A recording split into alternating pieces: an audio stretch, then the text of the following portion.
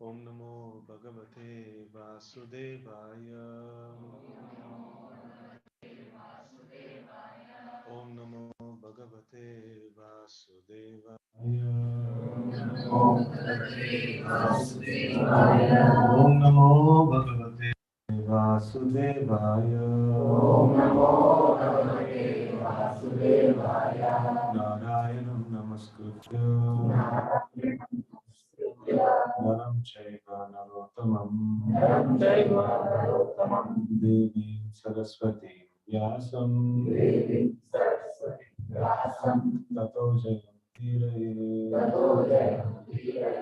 Nashtaprayeshu Abhadreshu Nityam Bhagavata Sevaya Bhagavati Ruttama Shloke Bhakti Bhagavati Naishtuki. We are reading from Srimad Bhagavatam, Canto 5, Chapter 1, the activities of Maharaj Priyavata, Shloka number 40. That's good. So in the middle of the class, we will be seeing we'll be seeing one more shloka. So that is Chaitanya Charitamrita Adilila, 14th chapter, first shloka.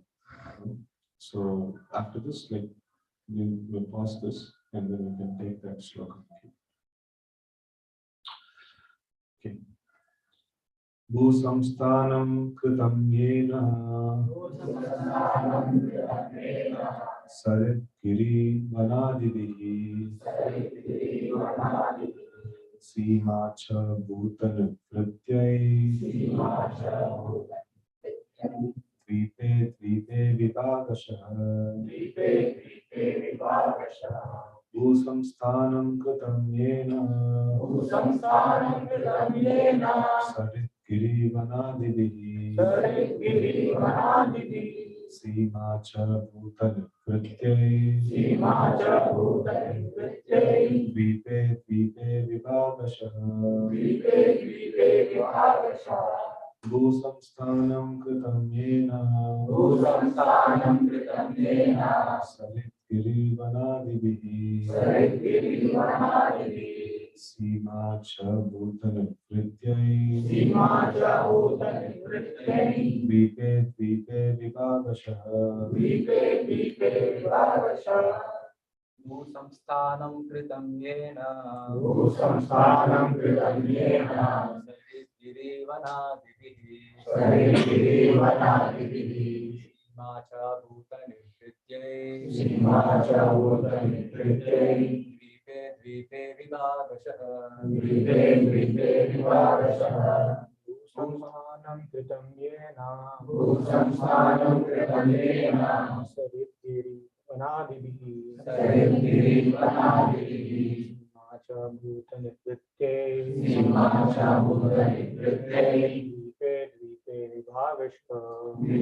dvipe vibhavashta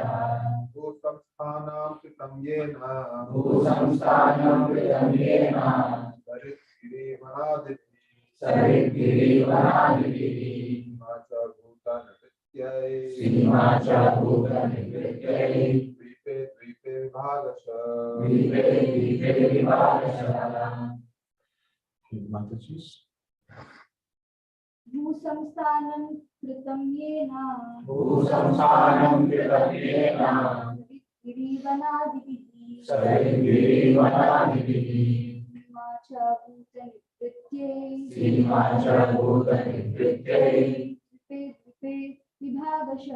Dvipe vibhavashah Bhusamstanam kritam yena Girivanadibihi Macha bhuta nitritye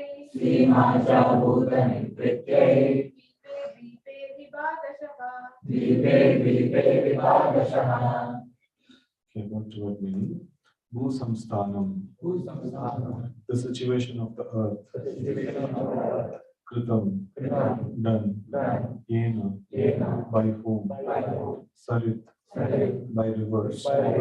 Giri. By hills and mountains. Vana adibihi. By forests and so on.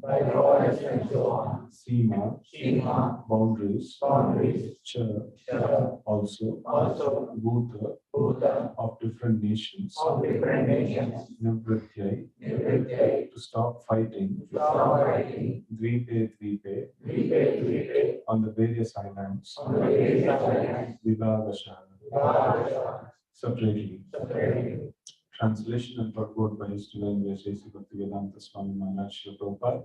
Jai Srila Prabhupada. To stop the quarreling among different peoples, Maharaj Priyavrata marked boundaries at rivers and at the edges of mountains and forests so that no one would trespass upon another's property. Purport. The example set by Maharaj Priyavrata in marking of different states is still followed. As indicated here, different classes of men are destined to live in different areas, and therefore the boundaries of various tracts of land, which are described here as islands, should be defined by different rivers, forests, and hills. This is also mentioned in relation to Maharaj Prithu, who was born from the dead body of his father by the manipulation of great sages. Maharaj Prithu's father was very sinful, and therefore a black man called Nishad was first born from his dead body. The Nishada's race was given a place in the forest because by nature they are thieves and rogues. As animals are given place in various forests and hills, men who are like animals are also destined to live there. One cannot be promoted to civilized life unless one comes to Krishna consciousness. For by nature, one is destined to live in a particular situation according to one's karma and association with the modes of nature. If man wants to live in harmony and peace, they must take to Krishna consciousness, for they cannot achieve the highest standard while absorbed in bodily concept of life. Maharaj Priyavrata divided the surface of the globe into different islands so that each class of men would live peacefully and not clash with others. The modern idea of nationhood has gradually developed from the divisions made by Maharaj Priyavrata. Om Ajnana Timirandasya Jnananjana Shalakaya Chakshurunmilitam Yena Tasmai Shri Gurave Namaha Shri Chaitanya Manobhishtam Sthapitam Yena Bhutale Swayam Rupa Dharamam Dadati Swapadantikam Vandeham Shri Guru Shri Parapalam Shri Gurun Vaishnavamscha Shri Rupam Sarvajatam Sarvana Raghunatam Tam Sajivam Sadhaitam Savadutam Vaijana Saitam Krishna Chaitanya Devam Shri Radha Krishna Padam Sadhana Radita Shri Vishakhamritamscha He Krishna Karuna Sindhu Dinabandho Jagatpate Gopesha Gopika Kanta Radha Kanta Namaste Taptakanchana Gaurangi Radhe Vrindavaneshwari Vrishabhanam Sute Devi Pranamami Haripriye Vancha Kalpatarupyascha Kripa Sindhubhye Cha Patitanam Pavanebhyo Vaishnavebhyo Namo Namah Jai Shri Krishna Chaitanya Prabhu Nityananda Shri Advaita Gadadhara Srivasadi Gaura Hare Krishna, Krishna Krishna, Hare Hare, Hare Rama, Rama Rama, Hare Hare. Hare Krishna. So this pastime of Maharaj Priyavrata that is going on, and in the weekdays classes we were discussing one very important point in this connection. Just before ending the pastime, we see the mood of Maharaj Priyavrata. That just to give a little prelude, so he was intensely executing the practice of Krishna consciousness, and then like later on the request of his father and Lord Brahma, so he had taken up the kingship of the world, and then in that also he was performing dharmic activities, but then he was feeling, towards the end he was feeling, I was so strongly attached to Krishna, I was so intensely practicing Krishna consciousness, but then I have fallen from a position and I have got engaged in the family life. And then, he mentions all those things. And then he condemns himself, how fallen I am. I have given up my intense practice of Krishna consciousness.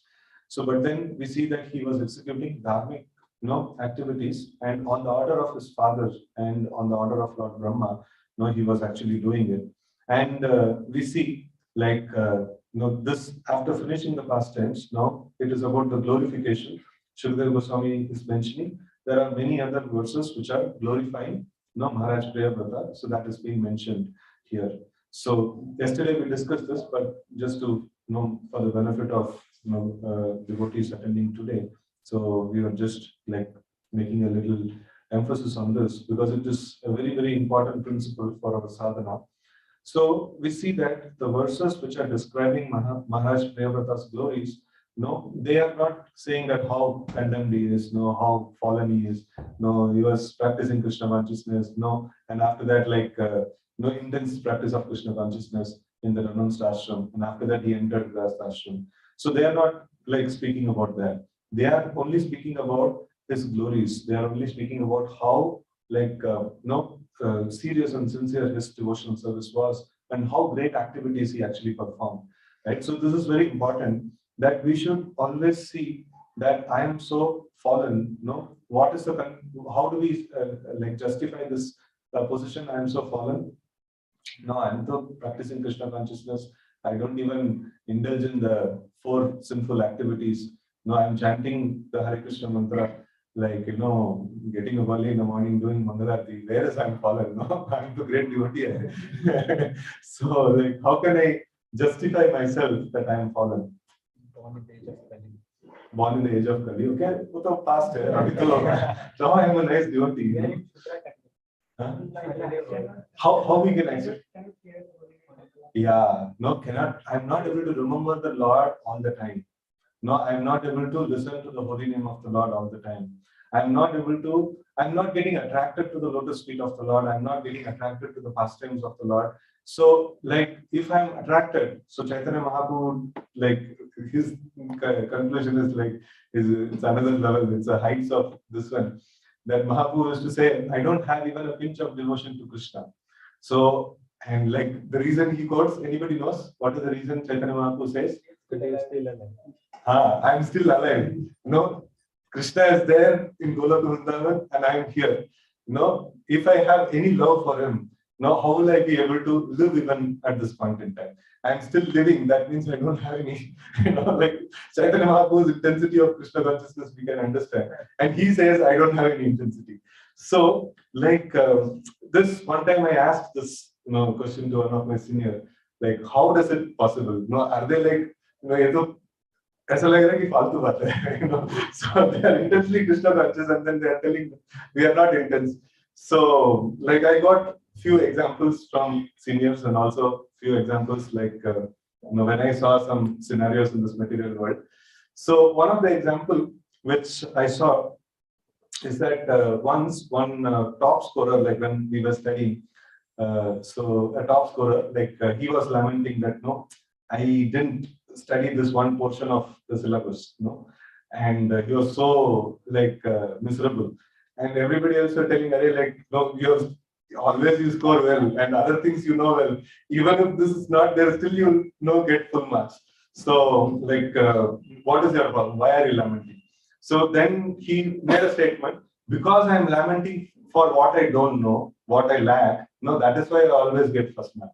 No, that's a very powerful point actually. No, people who actually convince themselves, ठीक है, इतना पढ़ लिया ना काफी है. So then such people will never top. They will always be in the the border, or sometimes they'll fail also. So no, whatever they thought that it will come, like it didn't come in the paper, no, it becomes a problem, right? So always a good performer will always see what is lacking in him, no, and then he will not see that like no, इन्होंने इतना ही पढ़ा, like मैं क्यों इतना पढ़ना है, no. So this person is doing only this much of devotion service, why I should now do more devotion service. I mean, this all the devotees are sitting and chanting, not chanting, like sleeping in the chanting. So why only I should be awake and chanting? Maybe some so it is. So if we have that argument, so then we will never advance. No, like okay, though I chanted all rounds nicely, but still one round I slept. No, why that thing is happening? So I should be doing it perfectly. Right. So when we actually analyze our lacking, that is when we will make progress. Now, when we actually justify our weakness, so then we will not make any progress. And this is a very, very solid example. Now, where Priyavrata Maharaj is like describing his lacking, describing his shortcoming, very elaborately. And then all other devotees are glorifying him, because a person who is describing his shortcoming, he will obviously perform well. No, he will definitely perform well, because he is actually working on his weakness.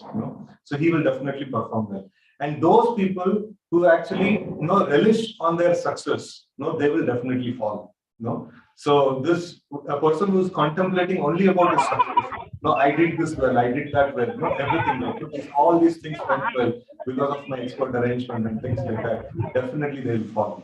They will not be able to succeed, or they will not be able to do something big in their life, right? So if they have to do, like we are also up to doing something big in our life. So what are we going to do? We are planning to attend Krishna Prem. That's like really massive thing. So it is, Krishna says that Bahunam Janmanam Ante Jnanamanam Prapadyate. Like after many, many lifetimes somebody will come. And it is like very difficult, very rare. In fact, I was just reading the pastime of Dhruva Maharaj some time back. So there, like Dhruva Maharaj is going to the forest and Narad Muni is coming, like, and he's asking, what are you up to? I want to find Krishna. अरे भूल जाओ, ये सब नहीं होगा. So many rishis munis देखो, like उसको दाढ़ी इतना तक बढ़ गया, like शरीर में कुछ मांस बचा नहीं, अभी तक कृष्ण नहीं मिला, तुमको क्या मिलने वाला? So you will not be able to get Krishna, like better go off. It is not a task that needs to be, that is worth attending.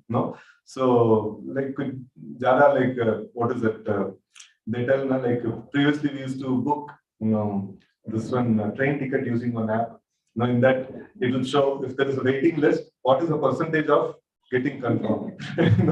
So the percentage of getting confirmed is 90% based on previous statistics. इतना दिन पहले इतना waiting list है, तो वो train में confirm होता है कि नहीं. Like that some stats are there. So in that way, like Narad Muni was giving some stats. इसमें तो stats is like maybe 1% or less than 1%. Attempt ही मत करो इसको, मिलने वाला नहीं है. So in that way, like he was telling, and all of us, somehow or other, like हिम्मत करके, like वही task में पड़े हैं. Like we want to attain Krishna. So it's a very difficult task.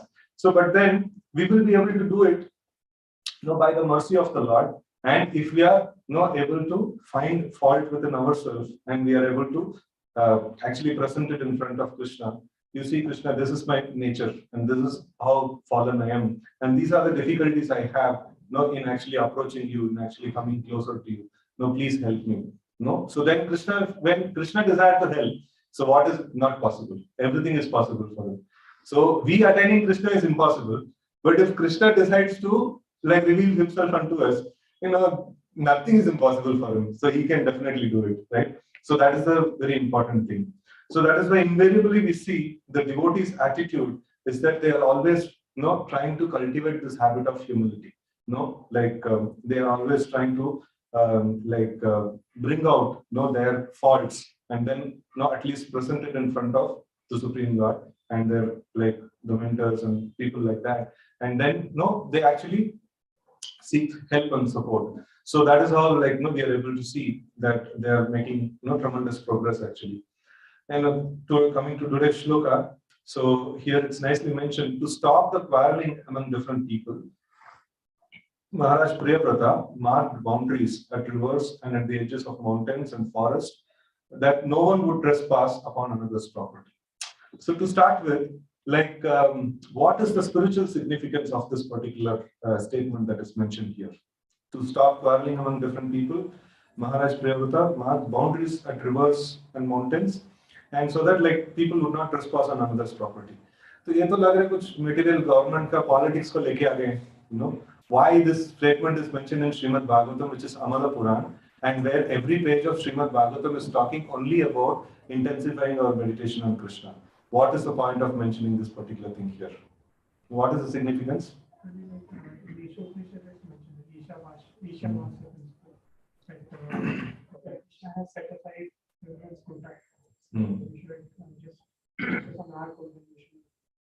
Yeah, so we should not take upon another's property. We should not encroach upon another's property. So what is the spiritual significance? Everything is Krishna's property. Wait.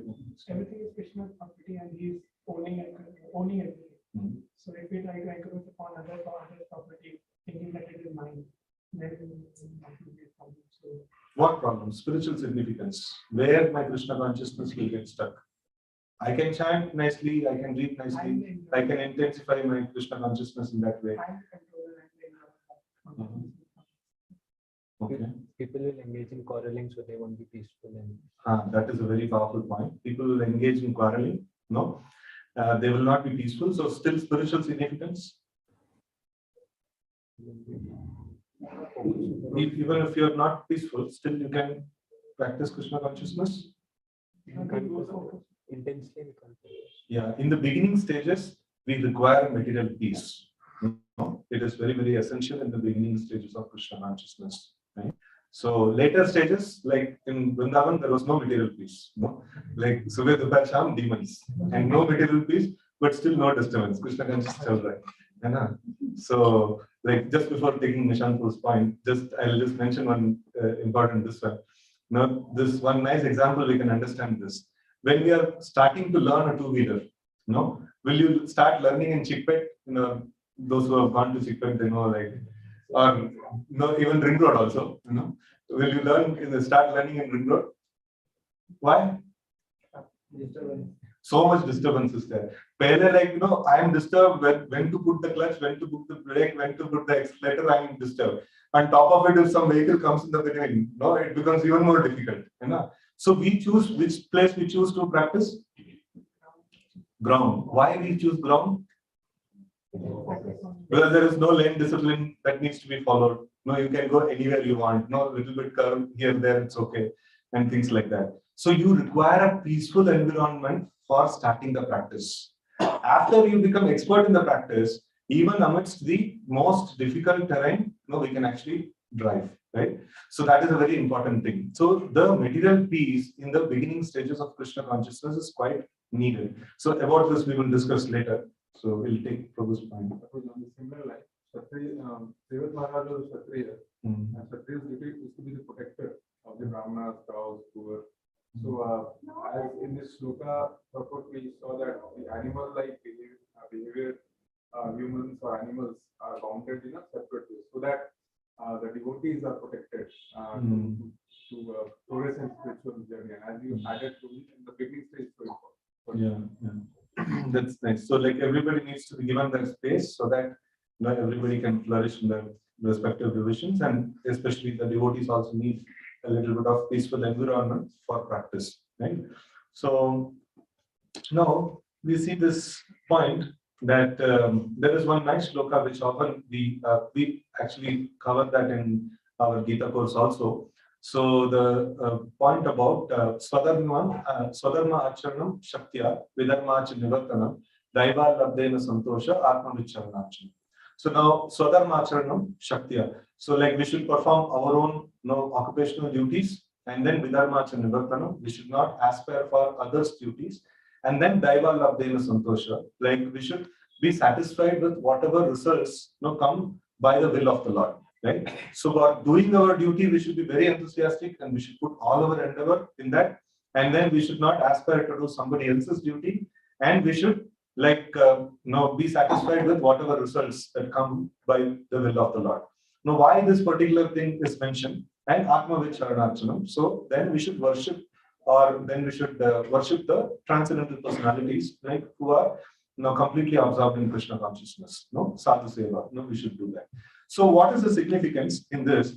Like this is one of the, it appears in the Srimad Bhagavatam in the section where Kapila Dev is telling about the process of devotional service. Before starting to explain about the meditation on the Supreme Lord, he actually puts this thing. This is one of the basic Yoga Sutras, you can say. So the point, just to re-emphasize the point that we were discussing, it requires a material peace for us to execute like Krishna consciousness properly in the beginning stages. And to attain material peace, how we can actually attain material peace. So now, for example, if I have hunger, like I will not be peaceful. So what is needed? I need to be given some food. So in the same way, we have got a particular personality, which is made out of 3 modes of nature. And this personality is divided as Brahmana, Kshatriya, Vaishya, and Shudra. And each person should have an engagement according to his nature. If he doesn't have engagement according to his nature, he will not be peaceful. And out of competition, this one, when one of my relatives, I just met, and their son, he was about to take a particular course, after his 12th standard. So I asked, why are you taking this? Because my friends, all of my friends are taking this.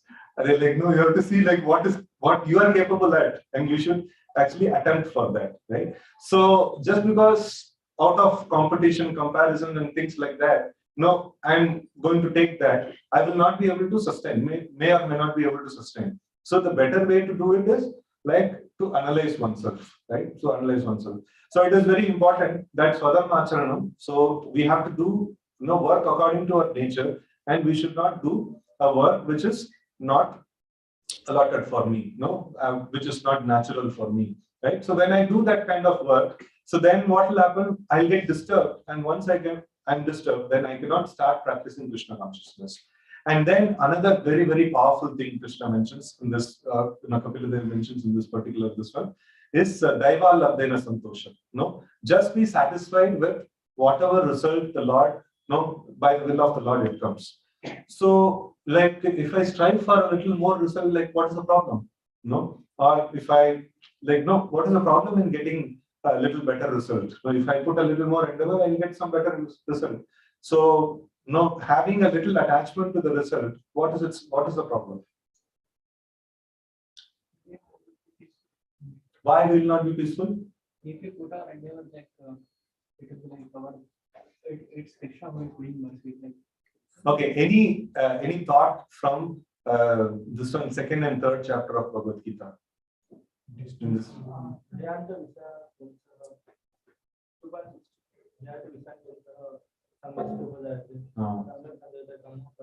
Okay, that's by meditating on the sense objects more, so we will get attached to it. That's okay, but still anything specific to the result, okay. Ma Phaleshu Kadashana. So greed will increase. So one thing Krishna mentions is that like Arjuna is so much worried, like no sinful reactions will come to me, no, when I fight this battle, no, if I kill these people, no sinful reaction will come to me. And what is the answer for that Krishna gives? There are 6 types of aggressors. That is not Krishna tells. No, that's like Prabhupada puts in the purport. Krishna gives an answer in the 3rd chapter. Just do your duty. Don't get attached to the fruits. You will get the sin only when you get attached to the fruits. So it's like if you have a live wire, no, the live wire is there here, and then you are here. No shock is there. But if you touch the wire, immediately you will get shock. And the material nature is there all around. And you can get affected by this material nature. How you can get affected by the material nature? Be attached to the fruits of your activities. That's it. No, that's the connection. No, through which the whole thing, no, the whole shock actually comes to you. Right. So when we do a work, no, first of all, if we do a work which is not our duty, that affects us. And if I do a work which is my duty, but I am attached to the fruits of the activities, then also this one still it is going to get passed on. Right? It is just like, you know, if I my duty is to work in the organization, like in a particular organization, and I'm just loitering in the street. I'm not going to the office only. No, it is a problem. No, and then I'm going to the office. I'm doing all my duty nicely, and when I do the duty, no, out of my duty, whatever profit came, I nicely siphoned and came back home. You know, that is also a problem. That is also criminal. No, I do my duty, understanding that boss is somebody else. I'm doing my duty for him. And then I have to do this duty for his benefit. All the profit that comes out of my work, it belongs to the boss. And what belongs to me? Whatever paycheck I get, whatever salary I get, that is all. No, I have. That's it. No, usme kuch raho. No, idhar udhar haath lagenge. Kaam barbaad ho jayega. So that is the very simple. This is, we know all this common sense. We know, from our normal working. Same thing is mentioned in Bhagavad Gita. Right? So, like if you get attached to the fruits of your activity, Krishna mentions all, like everything belongs to Krishna, and all the activities that are there, it is all like meant for Yajnata Karmano, Anyatra Lokoyam Karma Bandhan. Right? So, Tadartam Karma Konteya Mukta Sangha Samachara. So, when I perform the work for the pleasure of Krishna, because he is the proprietor of everything, so then that work is Mukta. We will get liberated from this world. But the same work, if I do it for my sake, how is it for my sake? The result of the work, I'm taking it for myself. Then it becomes my sake. Where the fruit goes, where the result goes, that determines who is the beneficiary. The beneficiary. If I'm the beneficiary, if I'm the one who's taking the result, then I will also take the karma for it. If Krishna is the beneficiary, he is going to take all the result. So then all the karma is absorbed by him. Right? So I become Mukta Sangha Samachara.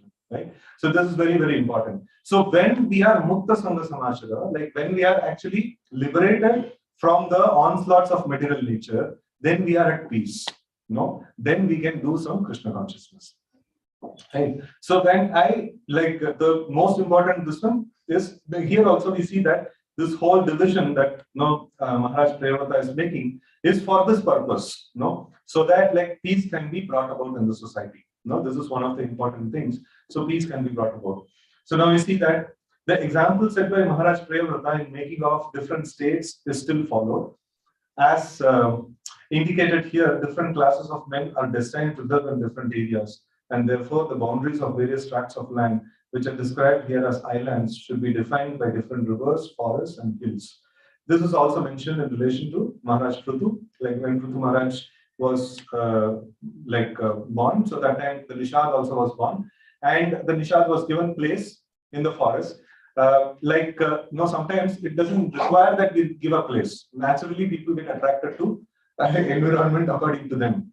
So like Prabhupada often gives this example, like anybody teaches that the fly should go to a filthy area and the bee should go to a place where the nectar is there, nice fragrant flowers. Now, anybody has divided that area, naturally they go. Because of their nature, they get attracted to that only. So the king's duty is not that these people, one very important thing, is for king, everybody is praja. No, praja means one who has taken birth in the tract of land. No, in that particular tract of land, he becomes a praja, and his duty is to give protection. Duty is to give space for everybody to exist. No, so thieves and rogues will exist, but quarantine them. No, so like corona will exist, but we quarantine them, right? So in the same way, like thieves and rogues will exist. No, we cannot say that, okay, I will find all the thieves and I behead everybody. No, like you are a thief, you be careful, don't come and do problem in this area. No, we'll give you some area, in that you reside, and there you do whatever you want. No, there is some space allotted for you, and there you can do whatever you want. And then this place is a peaceful place. Don't encroach into this area, right? So that's how the king actually makes this one rule. So he gives position for everybody. No, he just doesn't, like, in case if Krishna wants to do like that, and you became against me, like, no, I'll mute you, I'll completely finish you. He doesn't do that. So that is the same thing when a ruler, no, he is also working as a representative of the Supreme Personality of Godhead, and he also doesn't banish anybody completely. No, everybody are given, even if it's a thief or rogue, he is also given a place to exist, and he is also given protection, right? So that is the whole this one, no, and the effect of the this one is quarantined over there, right? So like Nishada race was given place in the forest because by nature they are thieves and rogues. As animals are given place in the various forests and hills, men who are like animals are also destined to live there. So one cannot be promoted to civilized life and unless one comes to Krishna consciousness. For by nature, one is destined to live in a particular situation according to one's karma and association with the modes of nature. Okay, so now there is a bouncer. No, one cannot be promoted to civilized life unless one comes to Krishna consciousness. So many people are living in cities, and they are living a kind of a civilized life. And if you ask, like, are they Krishna conscious? No, they are not Krishna conscious. So how can you make this statement that civilized life means, like, no, unless one comes to Krishna conscious, this one, so one is not civilized? How can you actually make this statement? Civilized person means at least human platform for human being. But if we are still engaged in some activities which are in the category of the four activities of animal, even if then let's say we are eating on dining table, but an animal is also eating. He's eating anything, but we are eating on dining. So we are sleeping on the bed. But it's a little more civilized, right, than the animals. It's basic activities of life. Yeah. So can we say, like, all the people out there is not civilized, uncivilized people?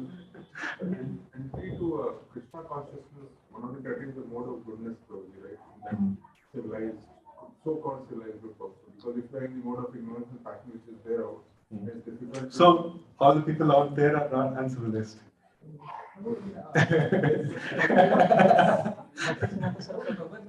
Four kinds of people who do not approach Krishna, and Rama Prabhupada mentions there are so many civilizations, but if civilization does not follow Bhagavad Dharma, that is worse from the man. Yeah. So it's one sense it is called as uncivilized. In another angle of approach, now we will see what is the definition of Krishna consciousness. Now, how do we define Krishna consciousness? So there is different levels of Krishna consciousness that is there. In one place, like the Acharya says, that practically everybody is Krishna conscious. Only the degree varies. So like for somebody who's in the Annamaya kind of consciousness, so he also sees Krishna. He sees Krishna in the form of food. And then somebody is elevated to a little more better consciousness. Unka consciousness has uncovered. We have in the 3rd chapter of Bhagavad Gita different levels of covering of the consciousness, right? So we have the what are the 3 different coverings? Smoke, mirror, and embryo. So smoke, like, what is the difference? In the smoke, we see that the fire is there and the smoke is there, and the smoke is obstructing the brilliance of the fire. But still, we can understand there is fire beneath, because there is some glow that is actually coming. So the object beneath, is visible. It's the object beneath is visible, right? So that is how the this one we can actually understand the covering is little thinner, over there, because the object beneath is visible. And then the mirror, no, the object beneath, mirror on the dirt, no. So where the object beneath is not visible, but still with a little bit of no dusting, no, we can actually no see the object beneath. And then the third level is embryo. The object beneath is not visible and you cannot access also. No, you have to wait for a certain period to, like in the state of embryo, you cannot access the child, right? So it is quite thick. The covering is quite thick. No, so in the same way, we see that when the covering of the modes of nature is relaxed, so the consciousness of the living entity actually comes out, and there is only one consciousness that exists in the whole existence, that is Krishna consciousness. It's only the uncovering of this consciousness. So, like very low level of exposure of Krishna consciousness, we call it as material consciousness, right? And then if the consciousness becomes a little more uncovered, and then comes to the level of soul, to the platform of soul and Brahman, so then it is called as a little more elevated consciousness. And when we come to the level of understanding Paramatma, so then it is called a little more advanced consciousness. And when the consciousness comes to the level of understanding Bhagavan, feature of the Lord, so then it is considered to be the full blossom of the uncovering of the consciousness, right? So in this way, we see that civilized people, we can contextually we should actually see, at certain context, yeah, like when we're talking about pure devotional service, yeah, like anybody who's not a devotee of Krishna is like anybody knows the shloka, this particular shloka? Anybody who's not Krishna conscious? Asurim tad viparyaya. What is that? First line. Vishnu Bhakta Bhavet Daiva, Asurim Tat Viparyaya. This we cannot tell outside. People will become completely angry at us. Vishnu Bhakta Bhavet Daiva. The person who is like devotee of Vishnu, he is Daiva, or he is like considered to be a Devata, and then Asurim Tat Viparyaya. Who is not a devotee of Vishnu is Asura. No? So it's quite a strong statement the scriptures actually make. So, anybody has any doubt in this?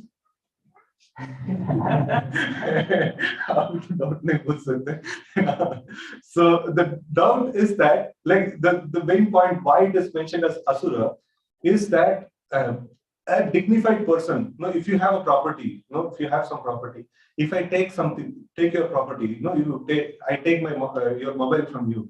So, will I be considered a dignified person? I will be considered a thief. Right? So in the same way, everything that exists belongs to Krishna. And if I snatch any property of Krishna and claim it as myself, my own, so then it becomes Asura. Right? So everything belongs to Krishna, and I am also belonging to Krishna. I should engage in Krishna's service. Vishnu Bhakta. Bhavet Daiva. Asurim Tat Viparyaya. If I worship anybody else as God, so then it's like two ways of actually putting down a person. If there is a chairman of a company is there, one way of putting down is like, you are not the chairman. Another way of putting down, hey, kya hai chairman? Like, sab log beta hai, like, sab log chairman hi hai. So then it becomes a problem, like, you just bring down the position of the person, by that way. So you say, like, this demigod is also God, that is also God, everybody is God, like, so, like, then you are actually bringing down the position of the Supreme Personality of Godhead, Vishnu. So then that also becomes Asuric, like that. So that is why, it is in this level, it is called Asuric. So then another level comes. Another level is that, okay, all these people who have gone against Krishna, like who wants to enjoy Krishna's property, they all put into one class. And in that, there is Daiva and Asura is divided. In the Asura category, there is again a division of Daiva and Asura. So one Daiva is what? Who is dignified, who has his sense gratification, who respects another person's sense gratification, and sab log bye sab achhe se jiyenge. So you don't step into my sense gratification, I don't step into your sense gratification, and we will all worship, some like puja sab kar lenge and things like that. And yet Daiva, and another Asura is like, these thieves and rogues, like who outrightly commit sinful activities, right? So those people who are scripturally inclined and has the desire to enjoy sense gratification. So they are called, materially they are called Daiva. So, and like this one, the people who are outrightly atheistic, against the scriptures in every way, they are called asura, in the material plane. And in the spiritual plane, those who are devotees of Vishnu and who are submitting everything that they have, including their own existence in the service of Krishna, so they are called as Daiva. And people who are like against Krishna or like against offering everything in service of Krishna, so they are called as Asura, right? So the two levels of definition, that is there. So when we talk, when devotees become a little more mature, so then we come to the highest level of definition. तो पहले like उसको low level of definition बोलते हैं, no? So कम से कम like ये दुनिया में थोड़ा like gentleman बन जाओ, तो उसके बाद में like you can become Krishna conscious also, So like that. So two levels of definition that is there, and people who have got little more sukruti, we can directly address them on the platform of the higher level of definition. So now we see that so by Krishna conscious, like one time, Prabhupada asked like, Swamiji, you are talking about Krishna conscious and things like that. No, you are just a handful of people. No, what Krishna conscious you are talking about? So then Prabhupada, no, like in India, everybody is Krishna conscious only.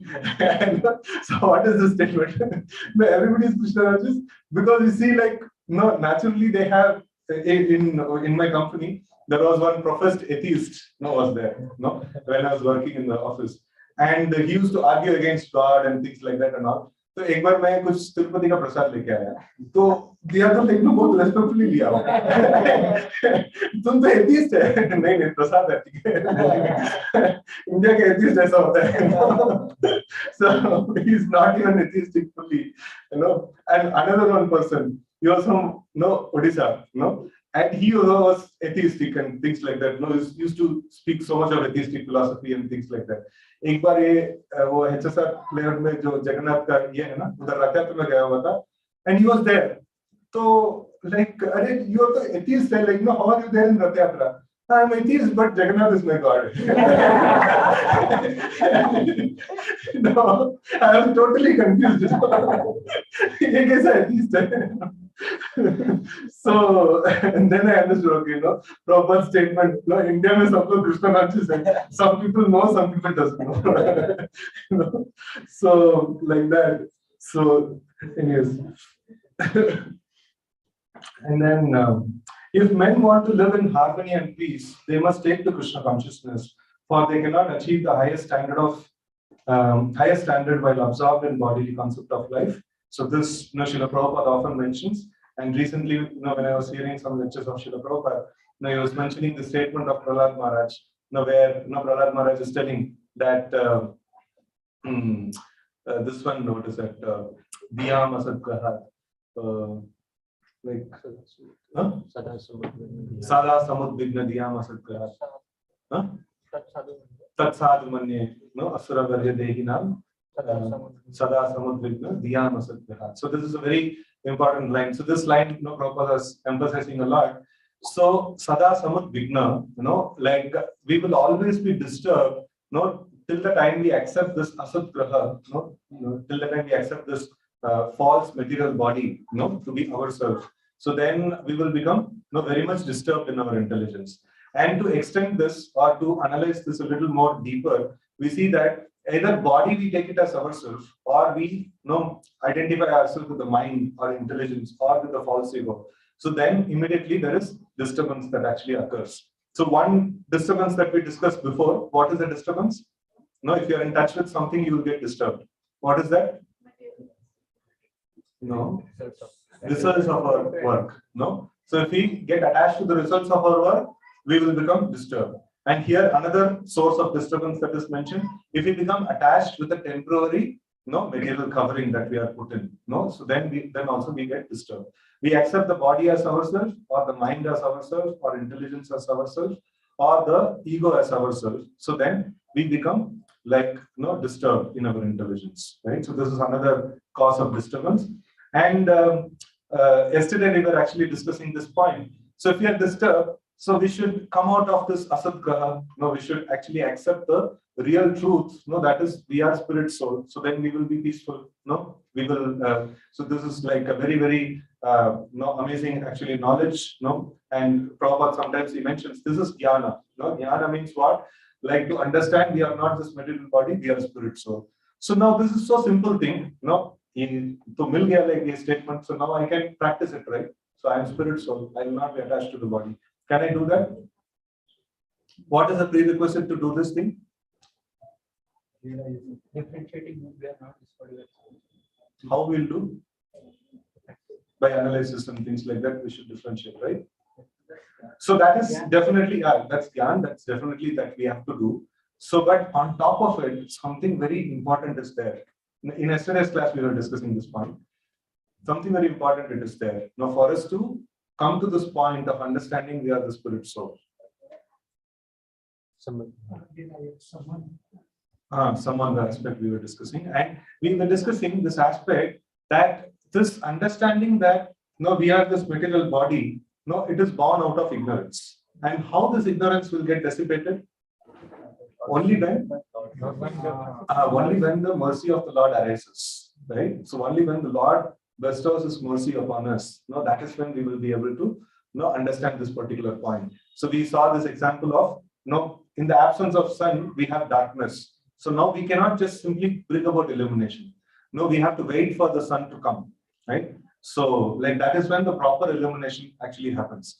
In the same way, if we are having this idea that we are this body and we are disturbed, like we often have encountered this particular situation wherein our mind goes through so much of turbulence and so many thoughts running, raging like storm and things like that. So all these things happen. And what is the solution? And we know all the philosophy. We can we teach people we'll calm down your mind and things like that.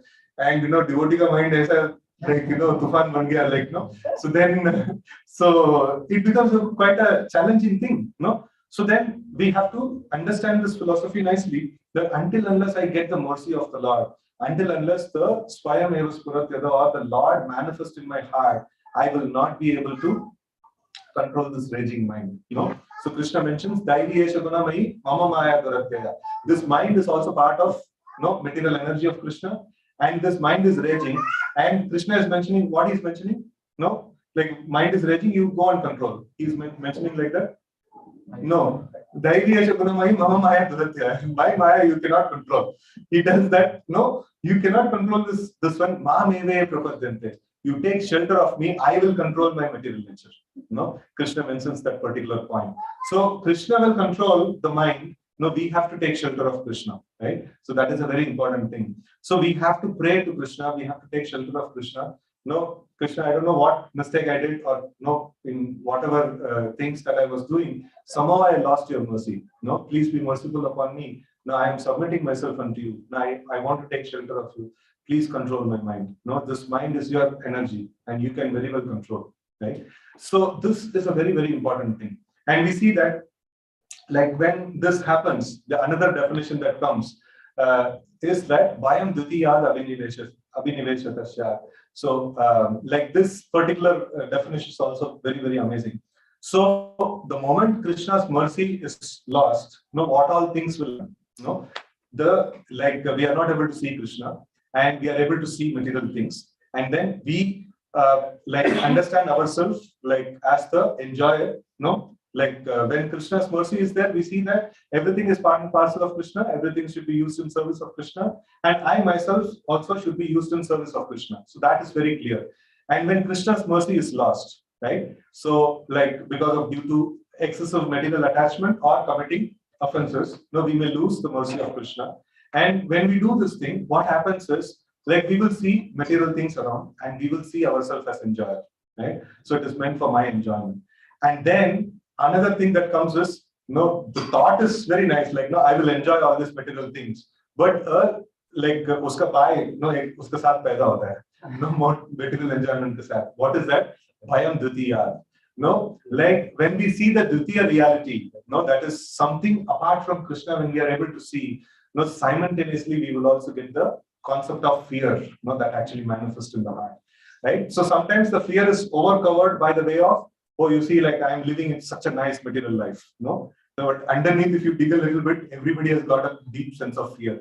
That's a basic nature of the material existence, So the deep sense of fear is there, and the sense of insecurity, like a person is nicely, oh, kamara hai achhe se, and then like he has this one, like when he's doing it, so other people in the office, they are, all the people, like most of devotees are like working devotees. So I'm just, taking this example. Brahmachari class by dusra example. So like, so somebody peers are growing very nicely. No fear is there.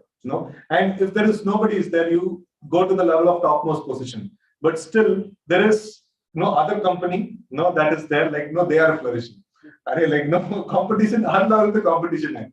And then there is constant fear that is there, that actually strikes the living entity. And then the biggest fear is what? Like, in the material life, the whole happiness comes by advancing more and more, and then like being the boss of everything and things like that. The biggest fear is I can never become the biggest boss because Krishna exists. So that's the ultimate fear. So Krishna exists and he's the big boss, and I can never become like that. So in material life is so miserable, at every level. You are a small person, you have a competitor, small person. You are a big person and you have a competitor, another big person.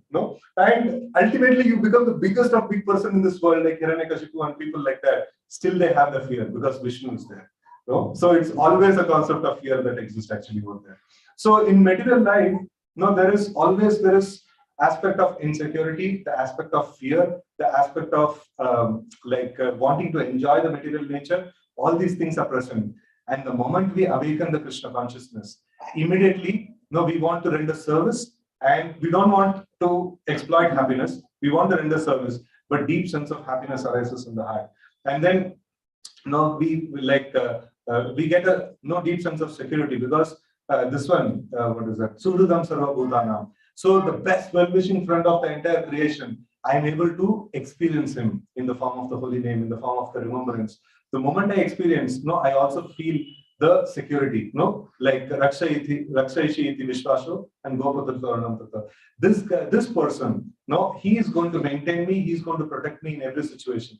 So once that comes, a devotee becomes very carefree. A devotee becomes like solidly instilled with faith, and his security is there and things like that. So a devotee also may go through some kind of ups and downs.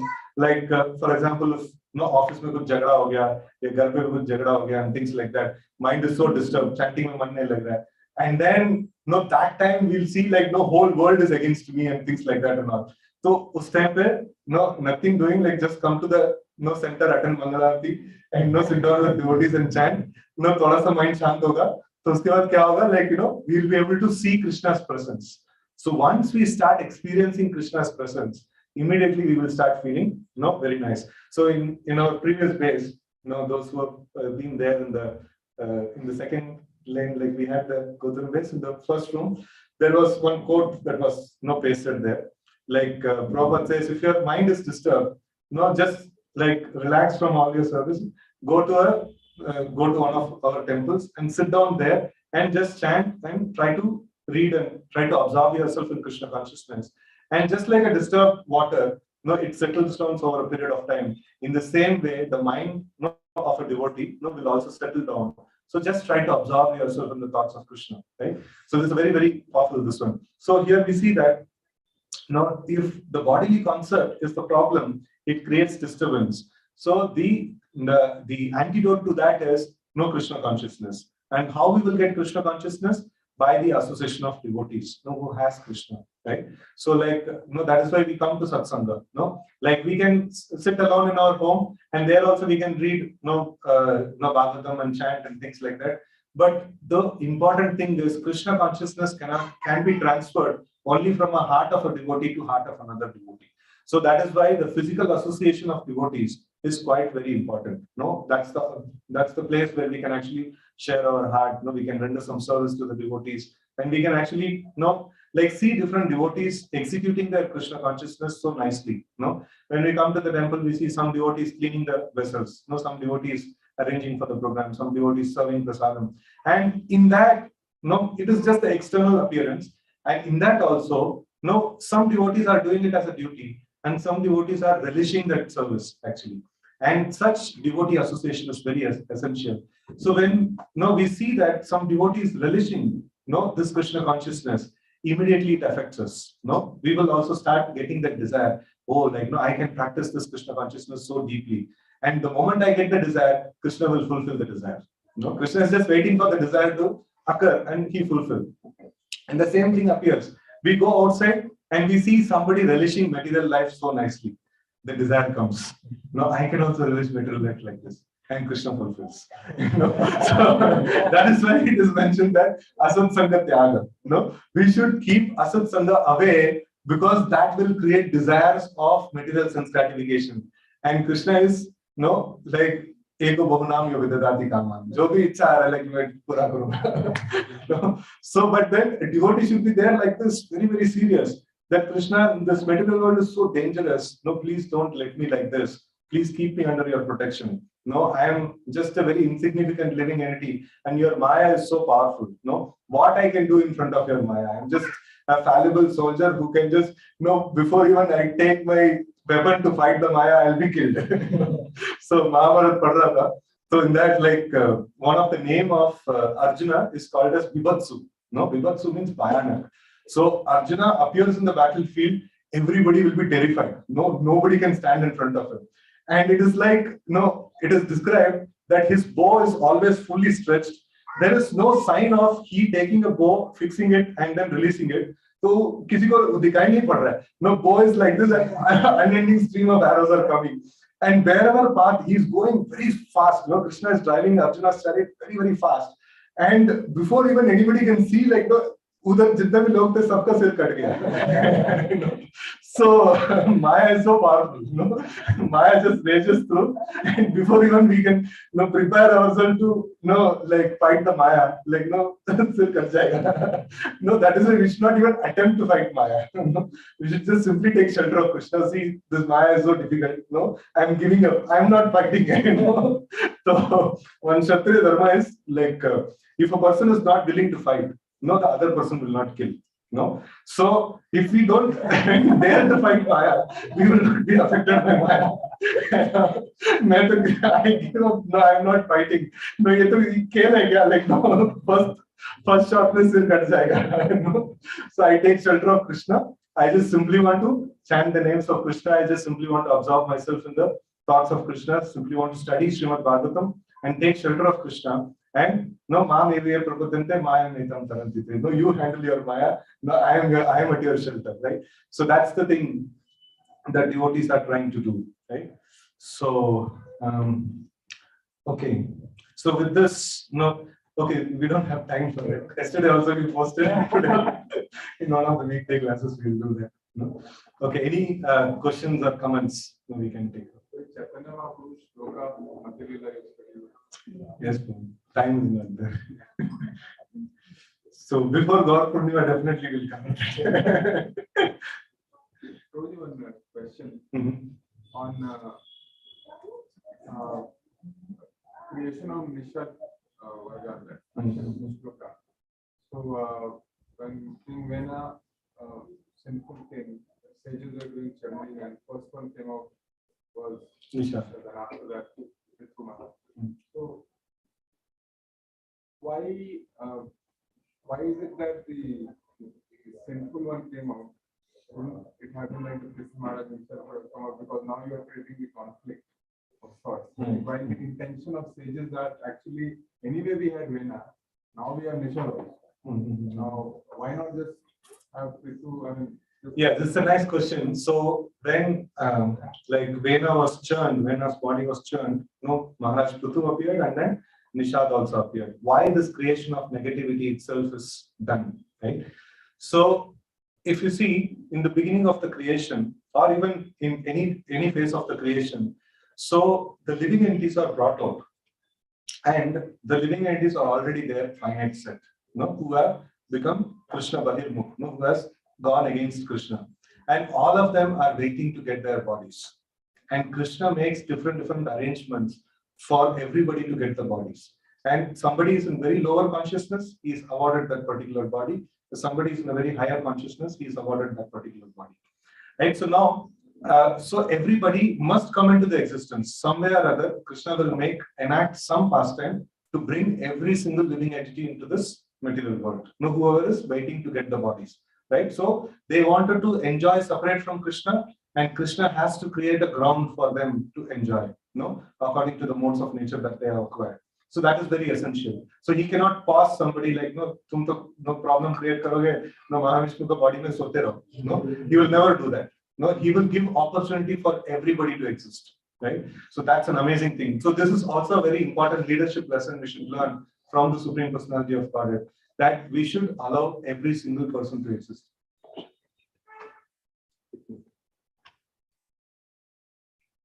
Adilila, what we can take. Okay, we'll take the question answers and then we'll take that. So, yeah. So this answers the question. It's very, very important that as a leadership principle, we cannot like curtail anybody. So everybody should be given a place to exist. Even if a very notorious person is there, he should also be given some place to exist. So that's a very important lesson that we can actually learn from this. Okay. Any other questions? Yes. We were discussing that Krishna mentioned in the Bhagavad Gita that if we are doing our duty and not attached to the rules, so the reactions will not come. If a person is, I think it's a random question. So if a person is doing his duty and is not attached to the results, no reaction is coming, and is not performing bhakti. He'll be Nishkama Karma Yogi.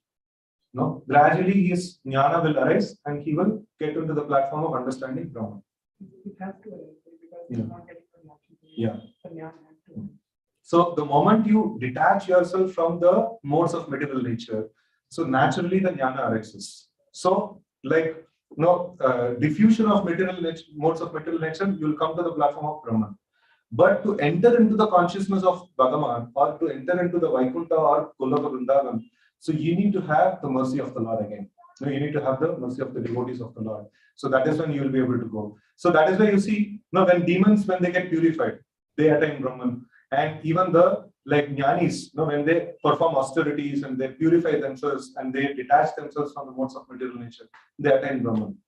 So Brahman is something that also requires a slight execution of devotional service. But Brahman is something that you get when you negate the material modes of nature.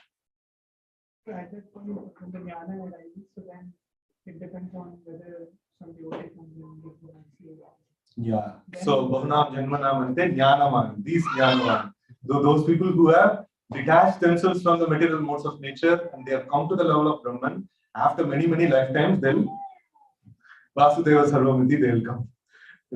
So why? Because they actually they have not given up that. So to bring about the tendency of service is quite difficult. So that is why in the yoga ladder, if you see, there are two kinds of yoga ladder is there. So one is Karma Yoga and then Nishkama Karma Yoga. And after that comes the Bhakti Yoga. So like that it comes. And then Jnana Yoga is put even much lesser than Karma Yoga. That is one kind of this one ladder. Another ladder is that Karma Yoga, like Sakama, and then Nishkama Karma Yoga. So then after that comes this Jnana, then after that Bhakti, right? So these two ladders are there. Why these two ladders are there? It's based on two different principles of analysis. One is arising of knowledge, that is there. So that is this karma, Jnana and Bhakti, that is arising of knowledge. Knowledge is kept as the parameter to find the evolution of the soul. And another parameter is knowledge is not kept as the primary parameter. The desire to engage in the service is kept as the primary parameter. So in the Karma Yoga, people render service to the Lord and then they desire the fruits of the service, right? So that is there. And then, if we can just change that, so instead of enjoying the fruits yourself, you just give the fruits to Krishna. So that is, it gives a natural transition to Bhakti. But going to the phase of Jnana, it's a problem because in the Jnana Yoga, you have to give up all the activities at all. So a person has become completely inactive. For him to again become active in devotional service, it takes a lot. So that is why once a person enters into the zone of Jnana, it is Bahunam Janmanam. Better take him from the Karma Yoga only. Just change a little bit. You are doing everything for yourself. You offer that thing to Krishna. Right? So a little bit of change. So already he is doing all the rituals. But he just have to change the beneficiary from himself to Krishna. right? So then that is a little slighter change. No, from Karma Yoga to come to Bhakti Yoga is quite easier, right? So, but if we see the like revelation of knowledge, no, so then giving up the fruits of action, he gets a better knowledge, and then giving up the fruitive activity, he'll get better knowledge, and then performance of Jnana Yoga, he'll get little more better knowledge of Brahman, and then comes Paramatma, and then Bhagavan. So that's a little slow and longer process of attaining the Lord actually, right? So two different lessons. That's why the acharyas, if you see like Prabhupada also, from Karma Yoga, he directly goes to Bhakti Yoga. As if like, this Jnana and this one is quite dangerous actually. The path of Jnana is quite dangerous. Though it is superior to Karma Yoga, but still, entry into that Jnana Yoga is little dangerous actually. So that's why it is mentioned in this one. Any other questions? So, in the initial part of the lecture, we were discussing about the fallen state and our devotees. So we see a lot of prayers by great devotees, like they think no one is patit than in 3 words. But they can see others are not even practicing. Like, how can they conclude this? Like, they can see and tell. There is one more example. No, I missed out in the beginning. So, like, this is one of my favorite examples. Like, you see that when a drunkard is there, he has drunk fully. And even if you test the blood group, it will not be only alcohol. Like such. And then, if you keep a bottle of liquor in front of him, he'll hanker for it as if he has never drunk a liquor in his life. Oh, like, no, de do na, please, like, please, de do. And it'll be like that, So we see that case happening in the street, like, gira hua padta hai, like, and then somebody is like having some bottle of liquor and he's like begging, like anything. Right? So we see that this person is full of liquor, and his personality is fully liquor only, and still he is hankering for liquor. In the same way, a personality who's filled with bhakti, he'll be hankering for more bhakti.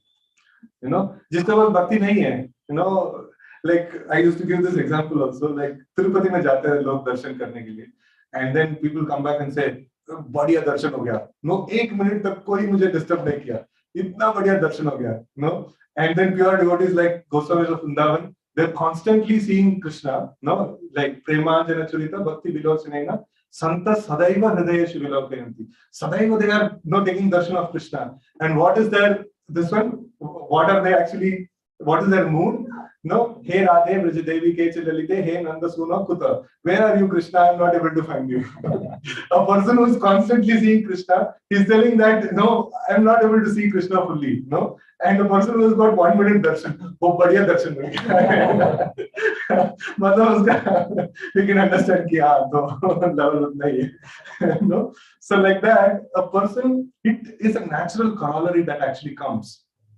The devotion and the humility, it is like natural corollary. When a person is charged with devotion, he always feels that he is so like he's not engaging fully in Krishna's service, right? And then like when he sees another person, this is also a very important etiquette. Like as this point came, so we'll also cover one important Vaishnava etiquette, or the foundational principle of all Vaishnava etiquette. So foundational principle of etiquette is that all rules and regulations apply only to me and not to others. So that is a very, very foundational Vaishnava etiquette, and also it's a very basic etiquette of the Vedic system. We see that Karda Muni and Manu Maharaj, both of them meeting. In Srimad Bhagavatam, this is there. So, like Krishna comes and tells that you have performed such wonderful tapasya to Karda Muni, and I know your desire. You wanted a wife for you to get married, and I will get. I've already arranged for it. Before even you can ask, he is not even pronounced this one ki I want this particular thing. Karda Muni was doing tapasya because Brahmaji had ordered him.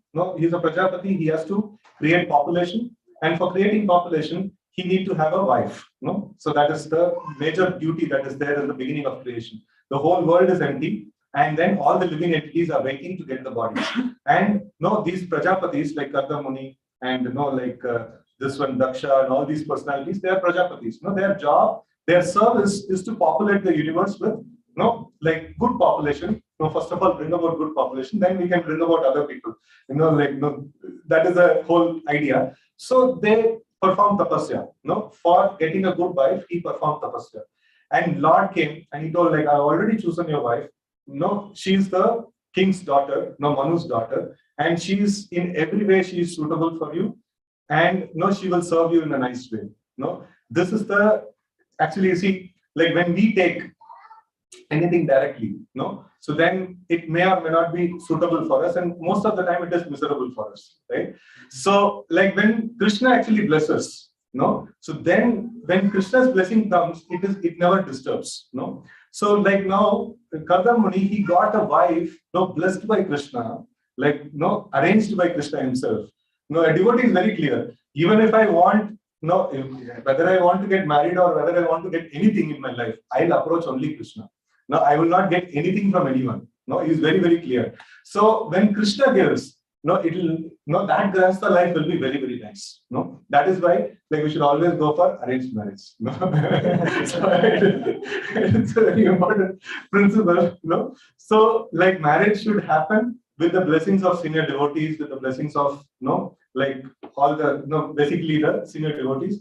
Then what happens is the married life will be nice. No, so but if like we choose on our own, no, then it becomes chaotic situation actually. No, even otherwise it is chaotic, no, but it will be less chaotic. So better life, how it can be peaceful? It cannot be peaceful. So like here Gautam Muni, no, he is meeting with Manu Maharaj. Like when they come, like he could have told no, so like Manu Maharaj is like a Sakyavesh avatar of the Lord. He's the incarnation of the Lord in the form of Kshatriya. And no, Kardam Muni is also a very empowered personality. No, he is Prajapati. And later on, no, Kapila Dev is going to take birth out of him, right? So the Lord told this also. No, he will come and deliver his daughter, and then through you, no, I will take birth as Kapila Dev. No, he also gave that promise. No, I will personally appear as your son. So now, when this thing happens, you see the etiquette. Manu is glorifying Kardama, saying that, no, you are such a great sage, no, and he's giving all respects to him. And naturally, Brahmana is a more higher in this one. And then we see that, like, no, Kardama also is telling that, no, you are an empowered personality, no, you are, what is that, you are a very nice Kshatriya and things like that. So both of them are giving high regard to the other person. No, the scenario could be like this also. अरे ये क्या है, like, no, मैं तो ब्राह्मण हूँ, like, no, तुमको बनता है, like, इतना respect तो देना ही पड़ेगा तुमको, you know. And then वो क्षत्रिय आके, like, no, he's not telling, no, I am the Sakyavesh incarnation of the Lord, like, no, better you get married to my daughter. You know, he's not. This is not the exchange that is happening over there. No, they are trying to choose to find something good in the other person and trying to put themselves low. No, so this is a very, very important foundational principle of Vedic system, and also the foundational principle of the Vaishnava etiquette. All the rules and regulations applies only to me and not for others. And everybody can do any mistake, no, but then, no, I have to follow everything nicely. So when this is there, that is when we will be peaceful. No, that is when we can execute Krishna consciousness properly. So this is the foundational principle of all the Vaishnava etiquette. And now coming to the question, like, how does a pure devotee sees other people are engaged in material sense gratification, and then, no, he is fully engaged in Krishna consciousness. Still he thinks that in some way, no, I'm not doing Krishna service perfectly. But this guy, at least he did one thing perfectly. No, so like he will, no, that is the expertise of the pure devotee. He will find some one good thing that this person is doing. At least he comes and itna to sahi kar raha hai na. No, isko respect dena chahiye. No, he is better than me. No, and like maybe he's doing 100 faults. No, he will neglect all those things. Like he's better than me. No, and this is the mood of Yudhishthira Maharaj. This is the mood of, no, all these great personalities. No, like we all know that. I don't know whether it is there in Mahabharata or not. I didn't come across, but somewhere I heard. So Yudhishthira and Duryodhana was sent out, with two different missions. Yudhishthira was sent out to find a person who's lesser than him, and Duryodhana was sent out with the mission to find a person who's better than him. No, so like Duryodhana went and saw, this person is better than me in this, but then he has some weakness also. In that area, I am better. So as I analyze कर रहा था, like, no, last में आके बोला, like, मेरे से बढ़कर कोई नहीं है. And then Yudhishthira Maharaj, he's going and seeing, he has this fault, but then in this area he is better than me. So he is better.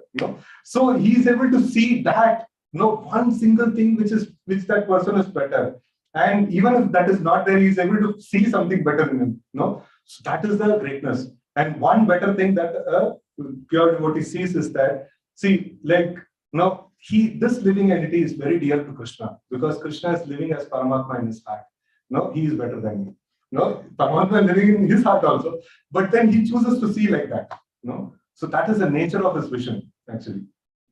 No, that's how they are, like pure devotees are without any problem, because they always find fault within themselves and always find good in others. इसके लिए कुछ problem नहीं, no. So when this reverses ना, like always we are finding good, मैं ऐसा अच्छा हूँ, वैसा अच्छा हूँ, and things like that, and ये लोग ये बुरा है, वो बुरा है, तो वो हमेशा problem में रहेंगे, हमेशा उसका mind disturb रहेगा, and it is constant trouble only for them, no. So that's why only a pure devotee, no, who is expert in finding fault in himself, no, amanina, and who is expert in, no, finding good in others, manadena. So only such a person can peacefully chant Hare Krishna. No, rest everybody will be disturbed only.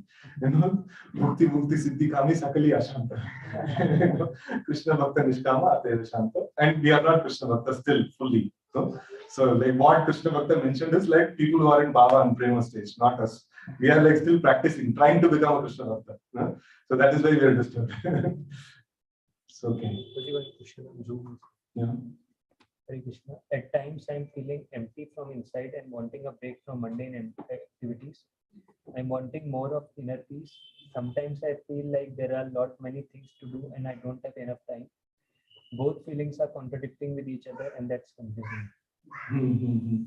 See, this one, why this contradictory things come? Like one, just to summarize the question, the devotee is mentioning that sometimes we feel hollow, in the heart. And then sometimes like we feel that nothing is there to do, and sometimes we feel that so many things are there to do and things like that. So why this duality actually occurs? It is as we had mentioned, in the course of our discussion. So somehow or other, we have to in the material world. Okay, so like are everybody in the material world like this? No, they are not like that. So some people are having a lot of hope. There are a lot of enthusiasm is there, and so many great, technological advancements and things like that are happening. How is it is happening? So because when I have a goal, to attain, until the time that goal is smashed, I have hope in that. And sometimes what happens, like the material hope that is shattered, because all the hopes in the material world, it's like, I want to build a very big empire. I want to make a very, very big business empire. And then I'm striving towards it, right? So for some people, it happens. When it happens, the life becomes hollow, because whatever he had, the ultimate goal in his life, he has achieved, and then everything becomes empty in his life. And then, like, if his business, he's trying to do, and in between it is completely shattered, and he's not able to, like, make that business grow to the extent that he actually thought. So he's not able to grow the business to the extent that he thought. Then also he's shattered. Only a person who's having a false hope that this goal I will be able to attain, and he's able to get the milestones in between. So only that person is happy in the material world. Still his material goal is not achieved. The moment he achieves the goal, everything in his life will become empty. So unless he gets a better goal in his life, right? So another material goal he has to actually keep. And some way or other, either his goal will be shattered, or he will attain the goal and he will see that what more is there? Nothing is there in the life. So we used to give in our initial discovery ourselves classes, we used to give one example of a tennis player. I forgot, long back. It's an old example. So his whole life's goal was to get that some biggest title in the tennis. This one. The day he won, he felt complete vacuum in his life, and he committed suicide. It's the biggest title in the world, that anybody could attain. He attained that, and he became completely hollow. So that is this one. The problem with the material thing is the goal. Either we attain the goal and we become disturbed, or we don't attain the goal and we get disturbed. Only person who has no hope that I will attain the goal will survive. That is why the psychiatrists and all these people, they train the people in giving hope. Yeah, you can do something and things like that. So, but then no, Krishna consciousness, what is the way actually Krishna consciousness helps? So Krishna is such an entity, no, after attaining him, Ananda Buddhi Vardhanam, no, there is no unending, no increase of happiness. Like you get some happiness and then you get satiated in the material world, you get satiated and you want to get something more, not to get, get some kick in the life.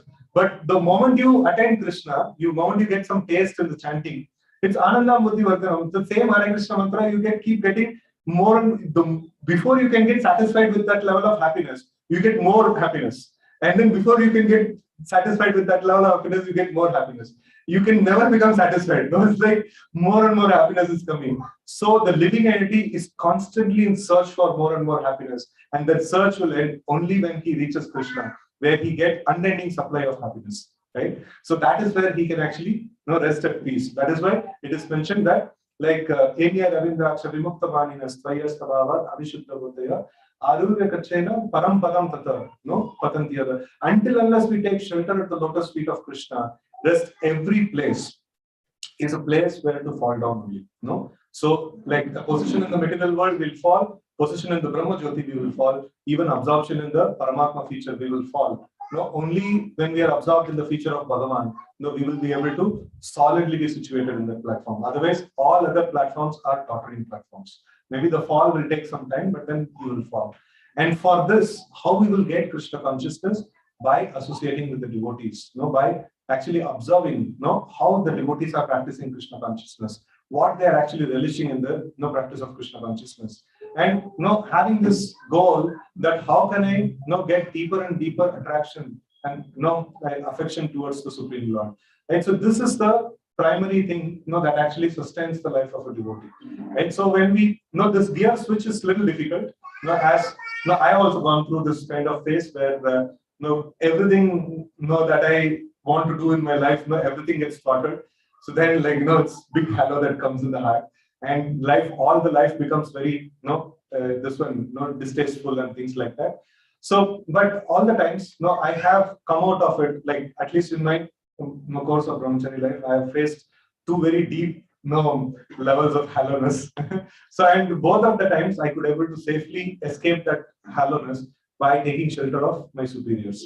Right, so that is how I could able to come out of that. Otherwise, you would not be seeing me wearing saffron sitting here, at this point in time. So if my seniors would have not rescued me, I would have gone somewhere. So it is by the way of taking shelter, and when they gave the confidence, and what way they actually gave me the confidence, they did not tell chup ke baitho, ashram mein ye kya hai, bahar jane ka aisa. So they did not do that. They actually carefully instilled faith in Krishna. They actually, by their power of Krishna consciousness, they were relishing a higher level of Krishna consciousness. And by that power, they could able to actually instill some kind of a taste in the process of Krishna consciousness. And when that comes, immediately, we will find meaning in the life. Immediately, we will find security in life. Immediately, we will, everything becomes automatically arranged. All that, complete hopelessness in life, everything changes. It's just matter of taking shelter of our superiors, who are solidly situated in Krishna consciousness, and then actually expressing ourselves and taking that help. All of us will go through this space. Some people will sustain, some people will leave. The people who sustain are those who take shelter of the shelter of Krishna, shelter of superiors, and they they can actually go through this particular phase. Hope that satisfies. So, any other points? Yes, please. Thank you for the wanted to just add a point on what you were telling earlier about how materialists they have a goal, and then when they achieve the goal, they feel very hollow when they achieve the goal. So now, in the companies, there is a lot of trend towards mental health and all of that. So even in that company, they have a lot of articles and trainings around mental health. So there, they also understand this. But then what they say is, many people, what happens is they become very promotion oriented or some ratings oriented. And then once they get that, they again feel hollow and then they feel rejected and all that. So they say, see, goal is something, don't be goal oriented, be process oriented. Enjoy the process. Niskam karma. See, they don't know the technical terms, but then they naturally go to that. A little people like some people who are little advanced in knowledge, who exist in the material world also, so because of their previous life austerities and things like that, in touch with mode of goodness, so they are able to work out a process which is similar to Nishkama Karma. So that is very essential. The moment we attach ourselves to the results, it is so pathetic. The life will be so pathetic. Now, Krishna mentions in this I had analyzed one time. From second chapter of Bhagavad Gita till the 18th chapter, Krishna again and again says, don't get attached to the results. It is so abominable. Don't get attached to the results. You'll get the sinful reaction. In this different angles, like every unique angles he mentions. Attachment to the results is so pathetic. He actually means miserly and things like that. So many different things he actually mentions in this lines actually.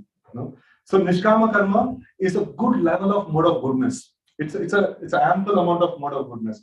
And only in mode of goodness we can be peaceful. In passion, running behind the goals and this and that, you can never be peaceful.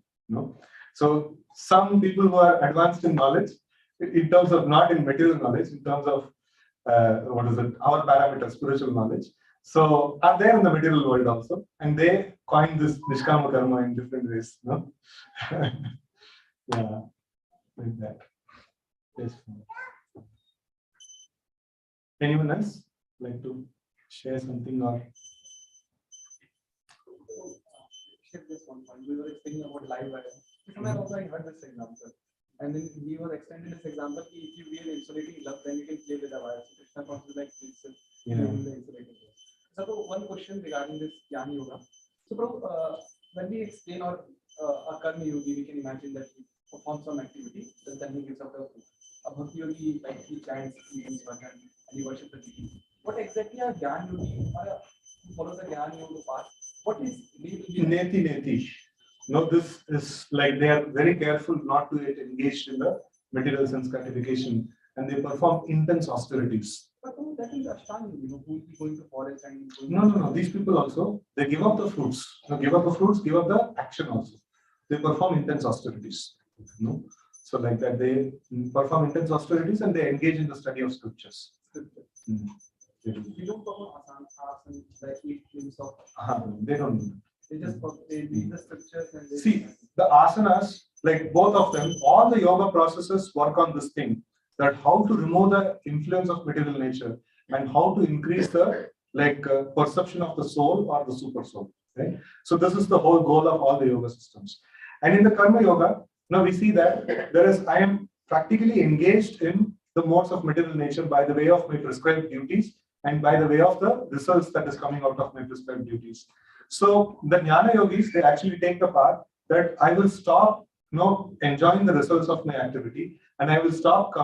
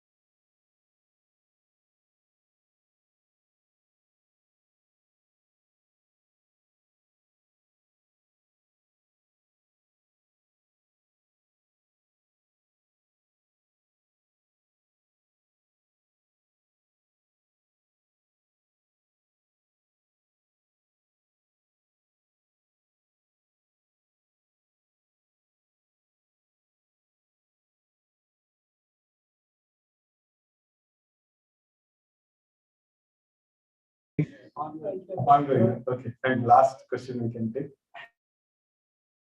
This side, you want to share something?